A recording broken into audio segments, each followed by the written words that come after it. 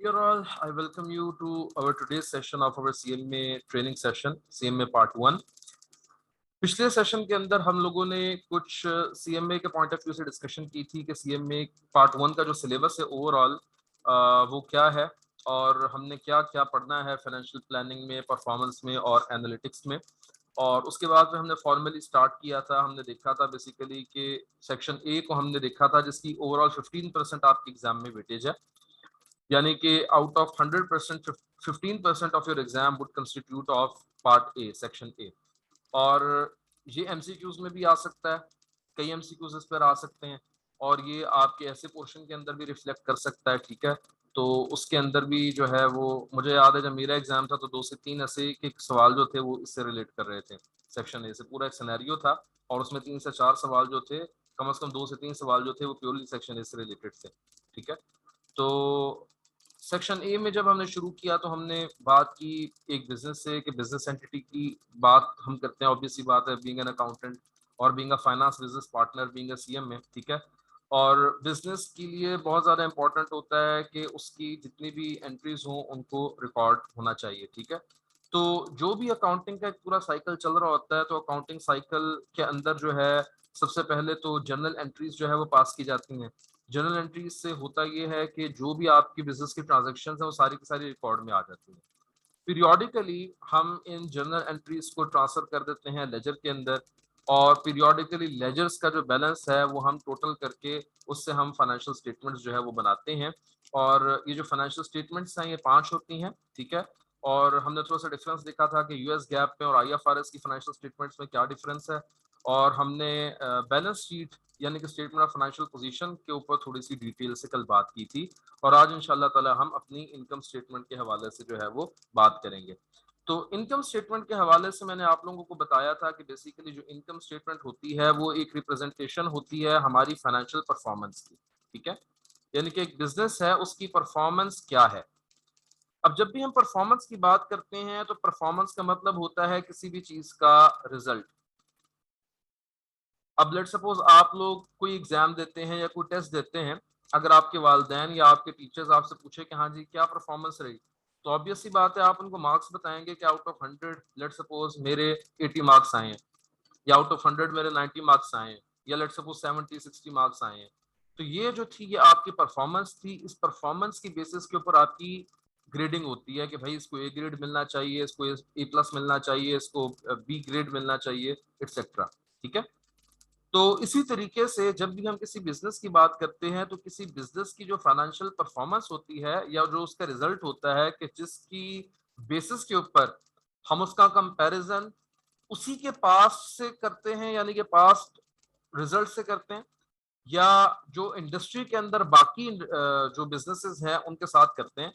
तो ये जो रिजल्ट है ये basically in the form of profitability होता है। ठीक है, जितनी ज्यादा किसी भी इदारे की, किसी भी बिजनेस की प्रॉफिटेबिलिटी ज्यादा होगी उतनी ज्यादा उसकी परफॉर्मेंस अच्छी होगी, और जितनी प्रॉफिटेबिलिटी उस बिजनेस की कम होगी उतनी उसकी परफॉर्मेंस जो है वो वीक होगी या कम होगी। ठीक है, तो ये जो फाइनेंशियल परफॉर्मेंस है किसी भी इदारे की, किसी भी बिजनेस की, वो हमें पता चलती है इनकम स्टेटमेंट से। ठीक है, और इनकम स्टेटमेंट हमें प्रॉफिट बताती है या किसी भी इदारे का लॉस बताती है।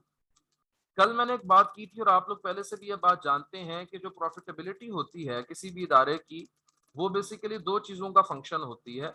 एक वो उसका रेवेन्यू का फंक्शन है, ठीक है, और दूसरे वो उसके एक्सपेंसेस का फंक्शन है। ठीक है, ये 2 बुनियादी चीजें हैं जो कि प्रॉफिटेबिलिटी की कैलकुलेशन के अंदर हमें इनका इल्म होना चाहिए। ठीक है, लेमन लैंग्वेज के अंदर रेवेन्यू बेसिकली वो तमाम तर इनकम है जो हमें किसी भी बिजनेस के कोर एक्टिविटी से हासिल होती है, और एक्सपेंसेस जो है वो तमाम अखराजात हैं जो कि कोर बिजनेस एक्टिविटी को परफॉर्म करने में हमारे खर्चे अखराजात होते हैं। ठीक है, इन दोनों का जो डिफरेंस है बेसिकली वो या तो प्रॉफिट की फिगर की सूरत में आएगा अगर ये पॉजिटिव है, और अगर वो नेगेटिव है तो ये लॉस फॉर द पीरियड होगा। ठीक है, तो ये इनकम स्टेटमेंट की एक ब्रीफ सी समरी है।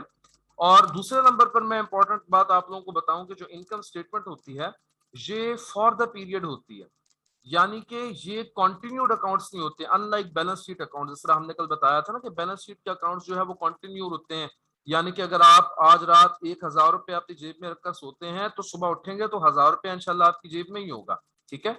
लेकिन अगर वो 1,000 रुपया आपकी उस दिन की सेल से आया था तो आप अगले दिन से उसी 1,000 रुपए से आगे कंटिन्यू करेंगे अपनी सेल, बल्कि आप अगले दिन की सेल जो है वो जीरो से स्टार्ट करके काउंट करेंगे।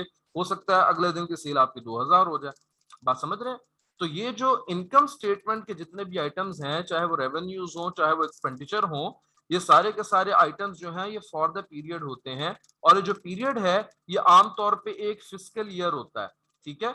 लेकिन इसका मतलब ये नहीं है कि सिर्फ सालाना हम ये अकाउंट्स बनाते हैं, बल्कि ये अकाउंट्स हम किसी भी पीरियड के लिए बना सकते हैं, जो कि एक क्वार्टर भी हो सकता है, ये हाफ ईयरली भी हो सकता है, इसको आप बाय एनुअल कहते हैं।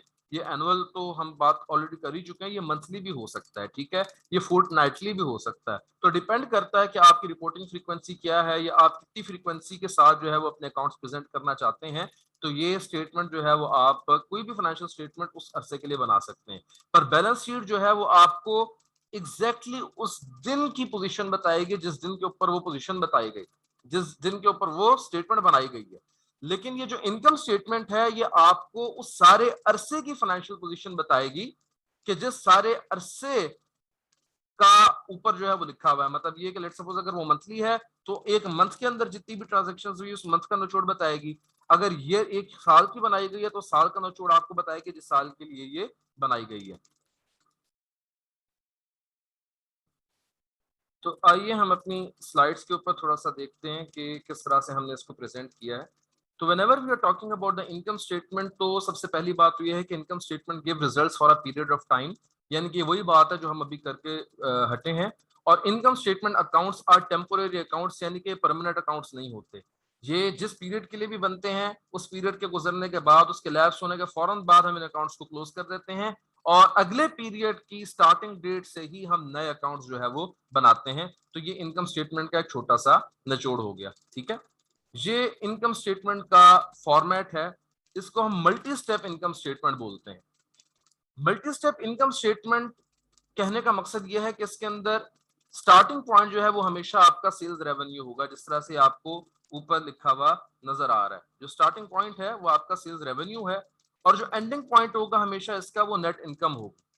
लेकिन सेल्स रेवेन्यू से नेट इनकम तक पहुंचने के लिए एक बहुत बड़ा समंदर है, जिसके अंदर ग्रॉस प्रॉफिट भी आ रहा है, जिसके अंदर आपकी ऑपरेटिंग इनकम भी आ रही है, जिसमें income from continuing operations before provisions for income tax, और इनकम फ्रॉम कंटिन्यूइंग ऑपरेशंस भी आ रही है। और ये जो पोर्शन है ये basically income from discontinued operations है, जिसको अभी हम डिस्कस करेंगे डिटेल के अंदर, ठीक है।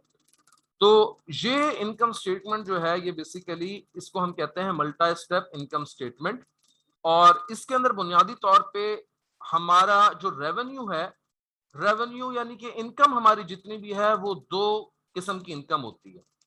या तो हमारी रेवेन्यू, या कुछ गेन्स जो रेवेन्यू के अलावा हमें ड्यूरिंग द ईयर जो है वो हमारे इनकम का पार्ट बने।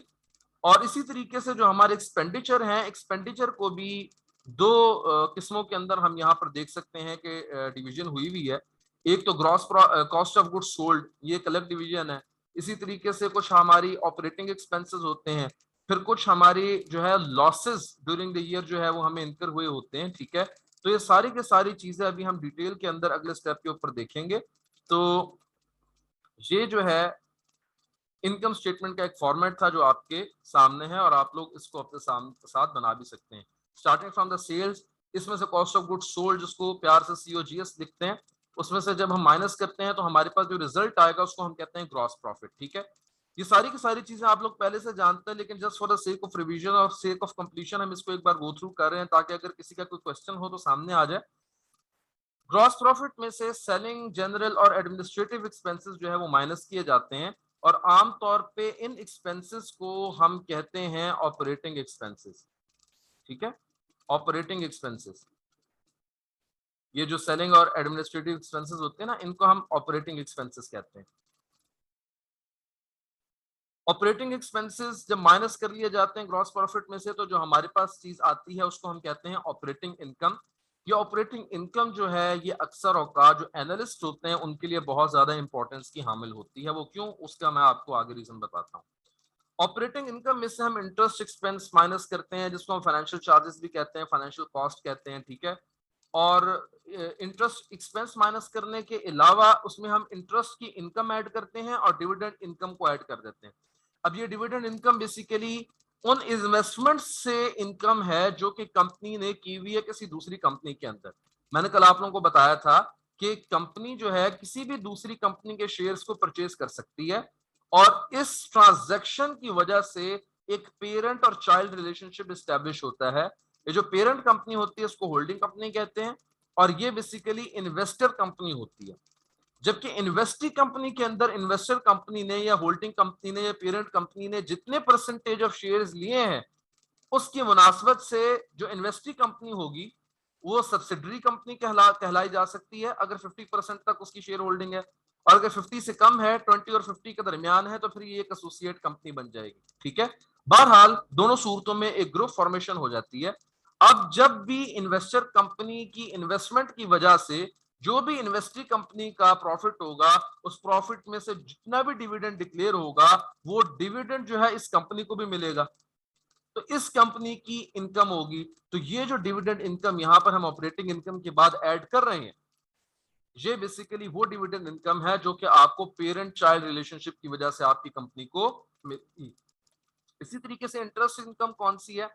ऑब्वियस सी बात है कि आपके जितने भी सरप्लस फंड्स होते हैं आपने उनको बैंक अकाउंट्स के अंदर जो है वो डिपॉजिट किया हुआ होता है, या उसके अलावा आप कुछ ऐसी इन्वेस्टमेंट्स के अंदर जो है वो इन्वेस्टमेंट करते हैं, पैसा अपना जो है वो डिपॉजिट करवा देते हैं कि जहां से आपको फिक्स रिटर्न या लेट्स सपोज किसी भी अरेंजमेंट के ऊपर जो है कुछ इंटरेस्ट इनकम जो है वो आपको जनरेट होती रहती है। तो ये सारी की सारी इनकम जो है इसको फाइनेंशियल इनकम बोलते हैं, ठीक है। ऊपर वाली जो इनकम थी इसको हम ऑपरेटिंग इनकम कह रहे थे, ये जो इंटरेस्ट और डिविडेंड इनकम है इसको हम फाइनेंशियल इनकम कहते हैं। और इसी तरीके से जो इंटरेस्ट एक्सपेंस होता है इसको भी हम फाइनेंशियल कॉस्ट कहते हैं या फाइनेंशियल चार्जेस कहते हैं। ये दोनों चीजें इसमें ऐड और लेस होती हैं, तो हमारे पास जो रिजल्ट आता है उस रिजल्ट को हम कहते हैं नॉन ऑपरेटिंग गेन्स और लॉसेस। अब यहां पर बड़ा एक अच्छा टर्मिनोलॉजी उन्होंने यूज की है नॉन ऑपरेटिंग गेन्स और लॉसेस की। अभी गेन्स और लॉसेस के अंदर इटसेल्फ एक बड़ा जहान है, वो हम आगे देखेंगे कि यहां पर इसको रेवेन्यू या एक्सपेंस क्यों नहीं कहा गया, इसको गेन या लॉस क्यों कहा गया है। और दूसरी बात यह है कि इनको स्पेसिफिकली एक्सप्लिसिटली नॉन ऑपरेटिंग क्यों कहा गया है। इसलिए क्योंकि ऑपरेशन का लफ्ज जहां पर भी आप लिखा हुआ देखेंगे, ऑपरेशन का मतलब होता है हमेशा core activities of the business. एक मैन्युफैक्चरिंग कंपनी है, फॉर एग्जांपल चॉकलेट मैन्युफैक्चरर है, उसका कोर एक्टिविटी क्या है? चॉकलेट को मैन्युफैक्चर करना और उसको सेल करना। चॉकलेट की मैन्युफैक्चरिंग में और उसको सेलिंग गोडाउन तक लेकर जाने में या सप्लायर तक पहुंचाने में जो भी खर्चात हैं वो आपके ऑपरेटिंग एक्सपेंसेस होंगे। लेकिन ये जो फाइनेंशियल चार्जेस हैं या जो आपको इंटरेस्ट इनकम मिल रही है, जो डिविडेंड इनकम मिल रही है, ये इसका ताल्लुक चॉकलेट के मैन्युफैक्चरिंग से बिल्कुल भी नहीं है। इसका ताल्लुक तो सरप्लस फंड से है जो आपने या तो इन्वेस्ट किए या उस इनकम से है, डिविडेंड इनकम से, जो कि आपको बेसिकली मिली है by virtue of your investment in shares और stocks of a particular company. इसी तरीके से जो इंटरेस्ट इनकम मिली है ये हो सकता है आपने किसी और कंपनी के को बॉन्ड्स के अंदर इन्वेस्टमेंट की हो, डिबेंचर्स परचेज किए हो, ठीक है। और जो इंटरेस्ट एक्सपेंस है ये वो एक्सपेंस है जो आपने लेट्स सपोज बोरिंग की हुई है फाइनेंशियल इंस्टीट्यूशन से, ठीक है। तो इन एक्सपेंसेस का और इस इनकम का ताल्लुक आपकी चॉकलेट मैन्युफैक्चरिंग से नहीं है, लिहाजा ये जो इनकम आपके पास जनरेट हुई है ये नॉन ऑपरेटिंग गेन भी हो सकता है, लॉस भी हो सकता है, पॉजिटिव और नेगेटिव का फर्क है, ठीक है। तो इसको हम नॉन ऑपरेटिंग गेन या लॉस कहेंगे। और इन सब का मजमुआ यानी कि आपकी ऑपरेटिंग इनकम का और नॉन ऑपरेटिंग गेन्स और लॉसेस का, इन दोनों का जो सम है ये कहलाया जाएगा income from continuing operations. Income from continuing operations ये जो है बेसिकली यहां पर कीवर्ड है, ठीक है। कंटिन्यूइंग ऑपरेशंस का मतलब ये है कि आपका जो इदारा है ये एज अ गोइंग कंसर्न काम कर रहा है और जितनी भी इसकी बिजनेस लाइंस हैं जो एक्टिव हैं उनसे ये इनकम हमें फॉर द ईयर या फॉर द पर्टिकुलर पीरियड जो है वो जनरेट हुई है, ठीक है। उसके बाद उन्होंने अगले लाइन के ऊपर उसका इनकम टैक्स का इफेक्ट शो कर दिया और उसके बाद जो टोटल हमारे पास यहाँ पर फिगर आती है जिसके ऊपर मैंने स्टार बना दिया है, इसको हम कहेंगे इनकम फ्रॉम कंटिन्यूइंग ऑपरेशंस। और इन कंटिन्यूइंग ऑपरेशंस का भी आपको पता चल गया, इनकम को भी आपको पता चल गया कि हम प्रॉफिट को इनकम बोल रहे हैं यहाँ पर। अच्छा, इनकम के लिए यहाँ पर अर्निंग्स का भी एक लफ्ज जो है वो बोला जा सकता है और अक्सर जगह के ऊपर आपको ये लिखा भी नजर आएगा, ठीक है, अर्निंग्स फ्रॉम कंटिन्यूइंग ऑपरेशंस या इनकम फ्रॉम कंटिन्यूइंग ऑपरेशंस, ठीक है। अच्छा, ये जो है ना, ये समझो कि एक रिप्रेजेंटेशन कंप्लीट हो जाती है आपकी इनकम स्टेटमेंट की, और उसके बाद से ये जो आपको दो तीन चीजें नजर आ रही है ना, ये बेसिकली एक अलग सेगमेंट है। सेगमेंट से मुराद ये है कि एक अदर लाइन आइटम समझ लें, ये है इनकम फ्रॉम डिसकंटिन्यूड कंपोनेंट या डिसकंटिन्यूड ऑपरेशंस। कभी कभार ऐसा होता है कि हमारा जो बिजनेस है ना, उसके जितने भी बिजनेसेस होते हैं, यानी कि एक बिजनेस से मुराद मेरी एक कंपनी आप कह लें, एक कंपनी के मुख्तलिफ सेगमेंट्स हो सकते हैं, ठीक है। फॉर एग्जांपल नेस्ले की हम बात करते हैं तो नेस्ले के कितने सेगमेंट्स हैं, डेयरी प्रोडक्ट्स का अलग है, बेबी प्रोडक्ट्स का अलग है, ठीक है, उसके अलावा ईटेबल्स डेयरी प्रोडक्ट के अलावा वो अलग हैं, ठीक है। इसी तरीके से और भी कई इसके बिजनेसेस हैं, यानी कि कई लाइंस ऑफ बिजनेस है, ठीक है।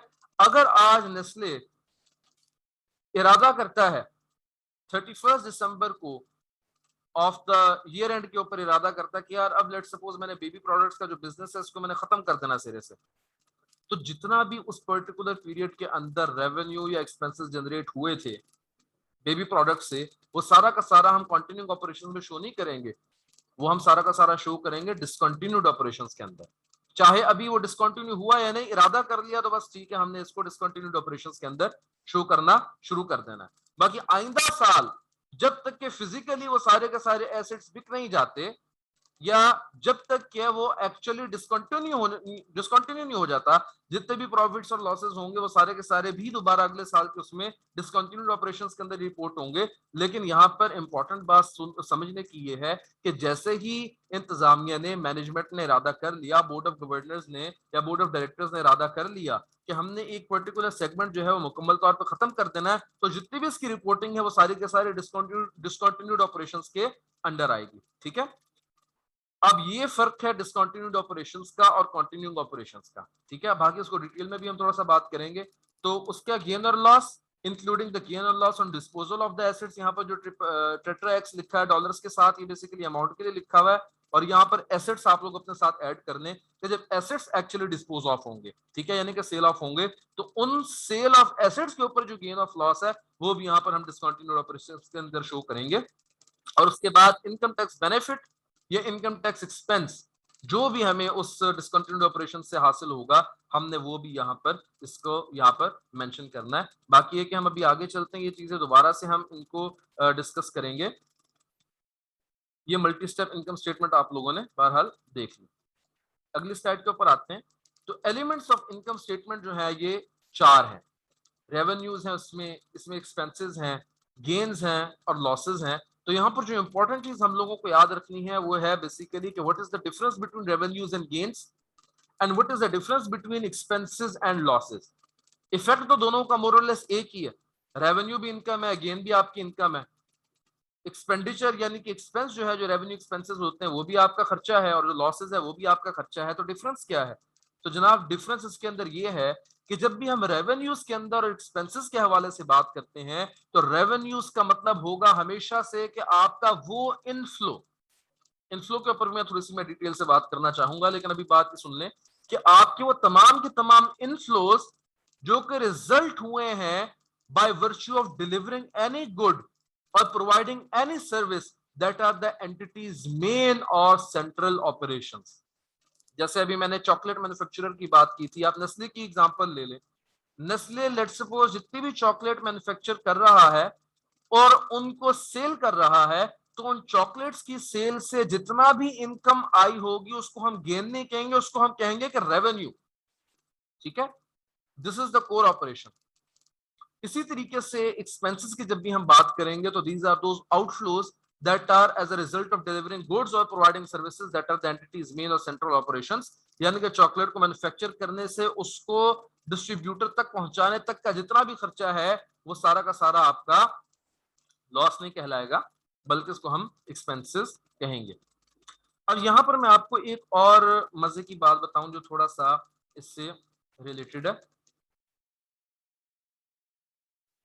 वो ये है कि जब भी हम बात करते हैं एक्सपेंस की, तो एक्सपेंस की एक बहुत अच्छी डेफिनेशन है जो मैं हमेशा अपने स्टूडेंट्स को बताता हूँ, और वो ये है कि whenever we are talking about expenses, so the use of any asset is called an expense.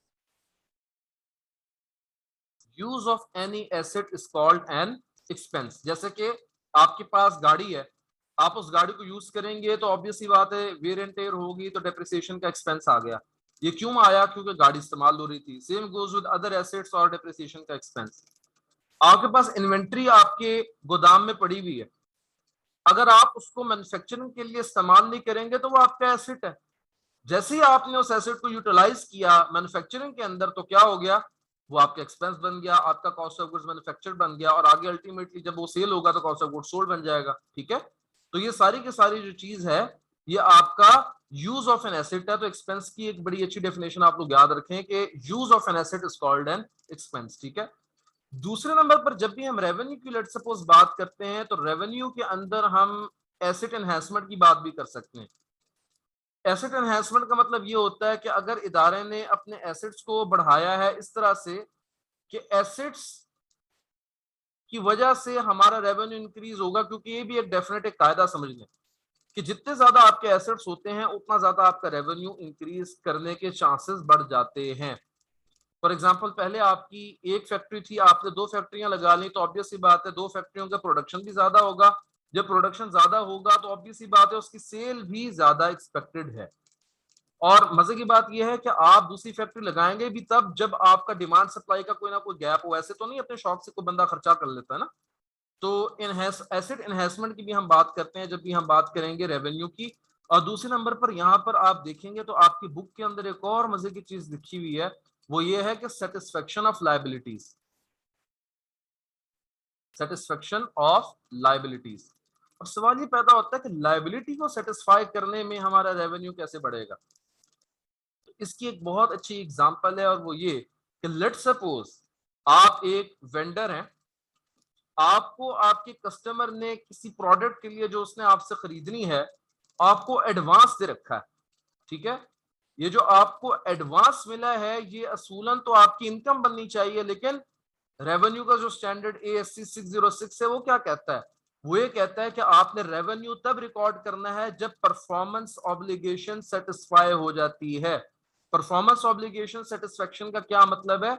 इसका मतलब ये है कि जो रिस्क एंड रिवॉर्ड है उस मटेरियल का जो भी आपने सेल आउट करना है वो उस रिसीवर को या उस कस्टमर को ट्रांसफर हो जाए। यानी कि आपने जो गुड उसको देना था आप उसको जब तक दे नहीं देते तब तक आप अपना रेवेन्यू अपने पास रिकॉर्ड नहीं करेंगे। ये सारा का सारा प्रिंसिपल इंशाल्लाह ताला हमने डिटेल से भी आगे से पढ़ना है जब हम रेवेन्यू रिकग्निशन की बात करेंगे। लेकिन इस बात को मैं समझा दूं, तो अब सवाल ये पैदा होता है कि जो एडवांस आपको रिसीव हुआ है इसको आप अपने पास बुक्स ऑफ अकाउंट्स में कैसे रिकॉर्ड करेंगे? तो जनाब ये आप अपने पास रिकॉर्ड करेंगे as a contract liability. As a contract liability. मैं टर्म की डेफिनेशन में भी नहीं जा रहा, लेकिन ये समझें कि आपके पास अनअर्न्ड इनकम की तरह की एक इनकम है, यानी कि वो इनकम जो आपने कमा तो ली है पर अभी तक हलाल नहीं की। ठीक है, तो ये आपकी एक लायबिलिटी है। जब आप अपना परफॉर्मेंस ऑब्लिगेशन सेटिस्फाई कर देंगे तो क्या हो जाएगा कि कॉन्ट्रैक्ट लायबिलिटी को जो आपने पहले क्रेडिट किया था और इस एडवांस को अपने पास अपने बुक्स में डेबिट किया था, अब आप क्या करेंगे? इस कॉन्ट्रैक्ट लायबिलिटी को सेम अमाउंट से डेबिट करके जितनी अमाउंट आपको उस एडवांस में रिसीव होगी आप क्या कर लेंगे? उस एडवांस को क्रेडिट अपने पास वो इनकम जो है वो क्रेडिट कर लेंगे।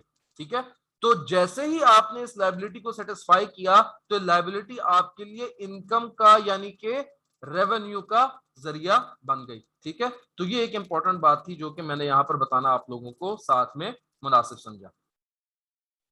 तो ये थी रेवेन्यू का और एक्सपेंसेस का डिफरेंस। उसके बाद हम गेन्स और लॉसेस की बात करते हैं।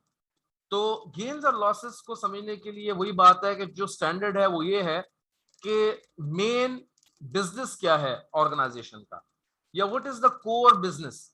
ठीक है, तो गेन्स और लॉसेस बेसिकली वो आप समझ लें कि इनकम है या वो एडिशंस और decreases in equity, increases or decreases in equity that are as a result of transactions that are not part of the company's main or central operations and that do not result from revenues or expenses by the owners of the entity। यहां पर उन्होंने दो बातें बड़ी अहम कही हुई। पहली बात उन्होंने कहा कि दे आर इंक्रीजेस और डिक्रीजेस इन इक्विटी। अब यहां पर इक्विटी का ताल्लुक क्यों यहां पर उन्होंने इक्विटी का जिक्र किया? इसलिए किया क्योंकि अल्टीमेटली आपके रेवेन्यूज और आपके एक्सपेंसेस भी कहां पर फॉल करते हैं? रिटेन अर्निंग्स में। रिटेन अर्निंग्स किस चीज का पार्ट है? वो आपकी इक्विटी का पार्ट है। तो ये जो गेन्स और लॉसेस हैं, इनका इंपैक्ट भी इक्विटी को या तो कम करेगा या बढ़ाएगा। इक्विटी बढ़ गई इसका मतलब ये है कि शेयर होल्डर वैल्यू जो है वो बढ़ गई। इक्विटी कम हो गई इसका मतलब ये है कि जो शेयर होल्डर की वैल्यू है वो कम हो गई। तो यानी कि ये भी इनकम और एक्सपेंस ही की एक किस्म है, लेकिन फर्क ये है कि ये वो इंक्रीज और डिक्रीज इन इक्विटी है which is as a result of transactions that are not part of the company's main और सेंट्रल ऑपरेशंस। नेस्ले ने बहुत ज्यादा चॉकलेटें बनाई बेची, नेस्ले ने बेबी प्रोडक्ट्स भी बहुत बनाए बेचे, लेकिन ये दोनों काम, ये दोनों एक्टिविटीज नेस्ले का मेन बिजनेस था। नेस्ले को बीच में कुछ सूझी, उसने अपने कुछ पुरानी गाड़ियां भी बेच दी। अभी जो पुरानी गाड़ियां बेची हैं, अगर वो अच्छी कंडीशन में थी या मार्केट में उनकी अच्छी प्राइस मिल गई, तो जो भी उनकी सेलिंग प्राइस और उनकी बुक वैल्यू का डिफरेंस होगा वो गेन होगा ना on sale of those motor vehicles. लेकिन ये जो गाड़ियां बेचने का अमल है, ये नेस्ले का कोर बिजनेस नहीं है। कहीं आपने देखा कि नेस्ले का जनाब शोरूम हो कि यहाँ पर गाड़ियां जो है वो सेल और परचेज की जाती हैं नेस्ले की तरफ से? नहीं, ऐसा आपने कभी भी नहीं देखा होगा। नेस्ले का हो सकता है आइंदा के 500 साल में भी ये प्रोग्राम ना हो। तो ये जो गाड़ियां सेल की ना नेस्ले ने, ये कोर बिजनेस नहीं था। तो इनसे जो अर्निंग हुई, अर्निंग तो हुई है, ये जो अर्निंग है ये गेन कहलाएगी। और अगर लेट सपोज लॉस के ऊपर इनको खसारे के अंदर गाड़ियां बेचनी पड़ी, तो ऑब्वियसली बात है कि वो लॉस होगा। ठीक है, तो ये डिफरेंस है। अच्छा, दूसरी बात ये है कि इसके अंदर गेन्स और लॉसेस के अंदर जो है एक और अहम बात यह है कि वो ट्रांजैक्शंस जो कि ओनर्स ऑफ द एंटिटी ने किए हो, वो कभी भी गेन और लॉस का पार्ट नहीं बनते। यहां पर मैं एक बहुत मजे की बात आप लोगों के साथ शेयर करता हूं। जब मैं इस्लामाबाद में बेसिकली जब सीए का जो सी एंटर का एक पेपर होता है फाइनेंशियल रिपोर्टिंग 1 का, उसमें हम अपने टीचर के पास पढ़ रहे थे, तो बहस छिड़ पड़ी सर आसिफ अली खान साहब के पास। तो किसी ने पूछा कि ये जो डिविडेंड होता है ये क्या होता है, ये एक्सपेंस होता है या क्या होता है? अब यहाँ पर स्टूडेंट्स की दो राय थी। कुछ स्टूडेंट्स का कहना था कि अगर बिजनेस एंटिटी कॉन्सेप्ट के हिसाब से देखा जाए तो डिविडेंड को एक्सपेंस बनना चाहिए, क्योंकि बिजनेस एंटिटी कॉन्सेप्ट ये कहता है कि जो ओनर है बिजनेस का, वो ओनर सेपरेट है फ्रॉम बिजनेस एंटिटी, यानी कि बिजनेस एंटिटी सेपरेट एंटिटी है, ओनर जो है वो एक सेपरेट एंटिटी है। तो जो भी ओनर का और बिजनेस का आपस में मामला है वो भी बिल्कुल समझो कि सेपरेट है। तो डिविडेंड क्योंकि बेसिकली एक पेमेंट है टू द ओनर, तो इसको एक्सपेंस होना चाहिए। लेकिन ये है कि जो दूसरा धड़ा था जिसके अंदर मैं भी शामिल था, हमारा ये ख्याल था कि ये जो ओनर्स के साथ जो भी मामला होता है उसको कभी भी हम एक्सपेंस नहीं कह सकते, क्योंकि अल्टीमेटली पैसा तो ओनर का ही है।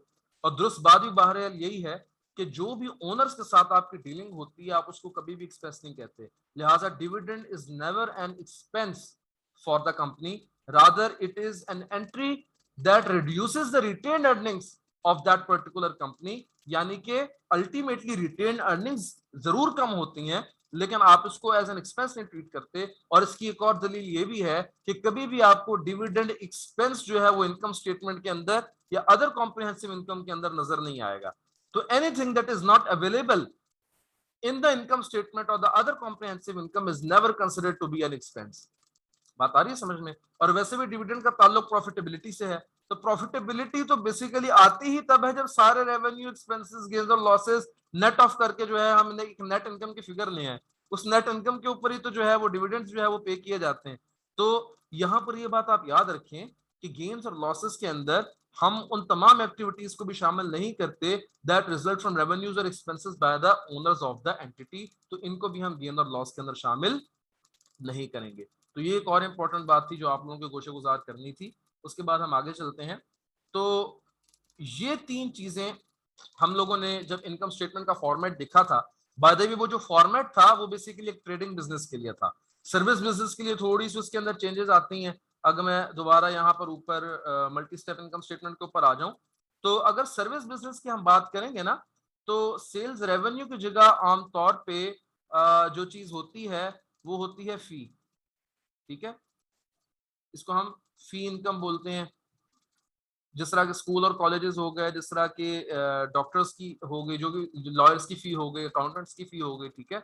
और कॉस्ट ऑफ गुड्स सोल्ड की जगह भी यहाँ पर हम कॉस्ट ऑफ सर्विसेज का जो है वो वर्ड हम यूज करते हैं। तो ये एक बेसिकली डिफरेंस है उसके अंदर हमारी जो ट्रेडिंग बिजनेस के अंदर और सर्विस बिजनेस के अंदर। और जहां तक हम बात करेंगे मैन्युफैक्चरिंग बिजनेस की, तो मैन्युफैक्चरिंग बिजनेस के लिए इनकम स्टेटमेंट वैसे तो सेम है, लेकिन कॉस्ट ऑफ गुड्स सोल्ड तक पहुंचने के लिए हमें एक प्रोसेस से गुजरना पड़ता है। और वो प्रोसेस क्या होता है कि इसके अंदर सबसे पहले हम जहां पर cost of goods manufactured calculate करते हैं, ठीक है, कॉस्ट ऑफ गुड्स मैन्युफैक्चर्ड, ये इंशाल्लाह डिटेल से हम निकालना सीखेंगे जब हम सेक्शन बी पढ़ेंगे। कॉस्ट ऑफ गुड्स मैन्युफैक्चर्ड के बाद हम इसमें आते हैं कॉस्ट ऑफ गुड्स सोल्ड के ऊपर, ठीक है। ये दो स्टेप्स के अंदर जो है ये चीज आती है। इससे पहले कुछ स्टेप्स होते हैं, वो भी हम डिस्कस नहीं करेंगे, जब इंशाल्लाह टाइम आएगा हम करेंगे। लेकिन बताने का मकसद ये है कि ये जो इनकम स्टेटमेंट का फॉर्मेट आपके साथ मैंने शेयर किया है, that is for trading business, for manufacturing and service business जो है ये थोड़ा सा फॉर्मेट जो है वो चेंज हो सकता है, ठीक है। अब इसके अंदर फॉर्मेट के अंदर आपने ये दो तीन चीजें देखी, ये अदर इनकम के ऊपर आइटम्स में देखें, discontinued operations, unusual gains and losses, और एक तीसरी चीज इंट्रा पीरियड टैक्स एलोकेशन, इसके ऊपर भी हम बात करेंगे। तो आइए हम डिस्कस करते हैं सबसे पहले डिसकंटिन्यूड ऑपरेशंस को, ठीक है। डिसकंटिन्यूड ऑपरेशंस क्या है जनाब? Discontinued operations mean a disposal of a component और ग्रुप ऑफ